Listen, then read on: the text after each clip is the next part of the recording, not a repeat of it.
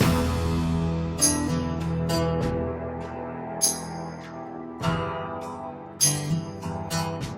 think 1987 changed the complexion of the Ryder Cup because prior to that, I think it was always assumed that America had the better players.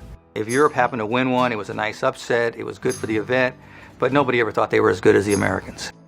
For Europe to finally come through, win it at Muirfield Village, which is Jack Nicklaus's place, to win it in the fashion that they did, it turned everything around. They'd gone over 60 years without winning on American soil.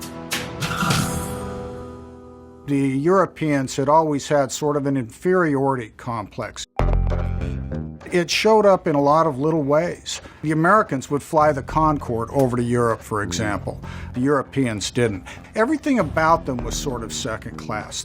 Those players that were at the forefront of that team, not a lot of them were really big names yet. Woosnam was a little bit unknown. Alathaba was just a rookie. Sandy Lyle wasn't fully appreciated. Longer still hadn't had the long years of success. It was really Seve who was the kingpin there, and Faldo, who had just won.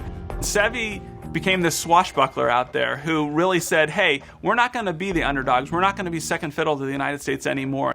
You saw a sense of defiance, if you will, towards the big, bad Americans. In retrospect, you got to go, man, look at all those guys. They're all Hall of Famers. Look how great they all were. That was a hell of a team. That's one of the greatest Ryder Cup teams ever. And from that point on, I think people started taking the European team seriously as far as being on the same talent level as the U.S.